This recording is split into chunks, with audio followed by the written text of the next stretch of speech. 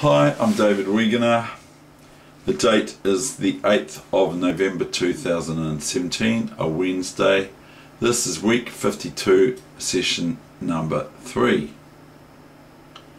Today's game is between myself as black and another young person from Otago Schoolpupil Championships way back on the May the 20th 1978. I was 16 at the time, and this is not one of my favourite games to show you, but I believe that it's very important to show all sorts of different sorts of games, because chess is never ever perfect. Knight f3, c5. So I'm offering the opportunity to white to do e4, which is not what I intended for my opponent to play. And this is entering into Sicilian waters, Sicilian defence waters, which I frankly would probably be uncomfortable with. So I play e6, trying to set about a French position. d4, if I go cd4, then I'm definitely entered into a Sicilian. So play d5, and do not copy this play at home. ed5, ed5, bishop b5, bishop d7, bishop d7, queen d7, and now castles. White's getting most the best of this position. Let's have a look at the engine and see what the engine says about this position. White has a plus by 0.98 according to Fritz 11.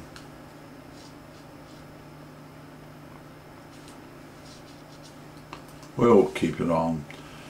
Knight f6, clearly developing.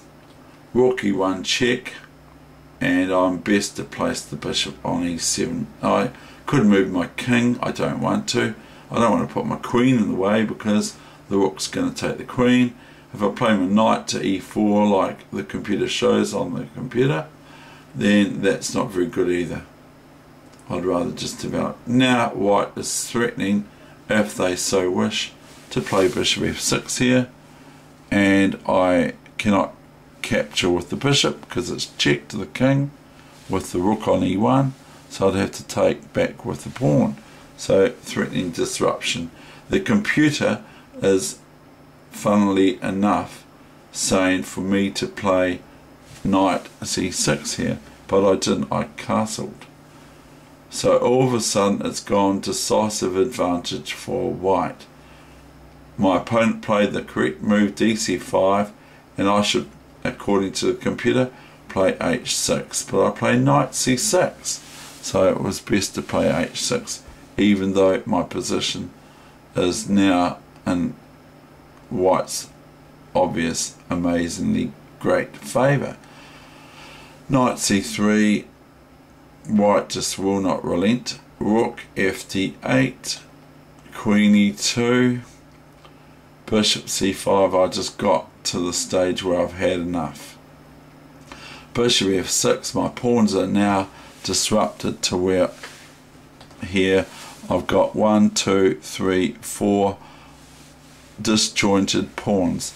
This is an isolated pawn, this is an isolated double pawn or double pawns, this is an isolated D pawn, and these are hanging pawns, whereas white has only 2 pawn islands, so white stands clearly just better with just the pawns in mind if we were only looking at that. Rook ad1, knight e7, sad, isn't it? Really, very very sad play.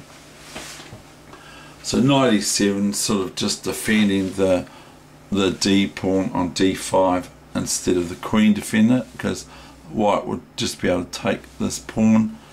Had this knight not moved here, white would be threatening just rook d5, queen d5, knight d5, rook d5, and white's really way better position than black. So 97 came the reply, and 94. Now this is really just cracking my whole position in 2 or 3 or 50,000 pieces. Now the thing is that if I don't watch it, I've got this threat check winning my queen. I've got the threat on my bishop of just going knight takes bishop. And if I go, say I go queen here, okay, then my opponent just goes knight c5, queen c5 and queen e7, and here we're a whole piece up, and white's pawns are way better than black's, so that will not do. So here I opt to bite the bullet and I play de4, and so the resulting position is I lose my queen for a knight and a rook. Rook d7, rook d7. I cannot first play this move, big mistake, because white would then play rook d8 check, and then there'd be more material up, and then queen f3. So I have to take the rook back on d7, queen e4, and now I have to watch out for this little nasty move, queen g4 check. And I think I noticed that just before I was going to play something else. I might have been going to play rook c8, and then I would have probably resigned after queen g4 check. I would have resigned against my reasonably good opponent. So I play rook a d8 here and queen c4, and black is met with still assertive play from white. I play bishop b6, king f1, getting the king ready to be close to the center, which is very important for this stage of the game. So well done to my opponent. Knight g6 and rook d5, trying to come into the game, but really I'm just really lost. I should just probably resign, but I don't. h4, now white is threatening h5 and thereby picking up more material. Even if I try to put my rook on g5, white would just take the rook on g5 with the knight, and then still be threatening the knight on g6, if you get what I'm saying. So I play h5 to prevent all this. My opponent goes queen e2, I go f5 for the first time maybe ever. I play f5 in the French, or whatever you want to call this opening. My opponent goes queen e2, and now I go bishop a5, and it's pretty lame really. My play is lame. c3, b5, and now the opponent should play here knight g5, okay, but they don't. They play knight d4, I go rook d4. White is still clearly winning after all this exchange. And then I take this, and my opponent takes that. I go rook check, king there, I go rook here, and guess what white now plays? And that's the end of the session.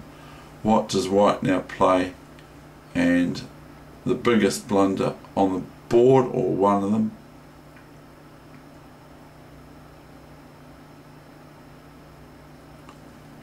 queen h5, 94. That's the end of the session. I hope you enjoyed that. That's a real that's a real swindle, isn't it? I mean, white would have been devastated. I just want to show you one thing that I have to watch out for here, okay? I want to show you one thing I want to show you to watch out for. Rook g2, no good. Thinking that after queen takes, I go knight f4 check. But guess what? I can't, because it's check to my king. So that's all. Thank you.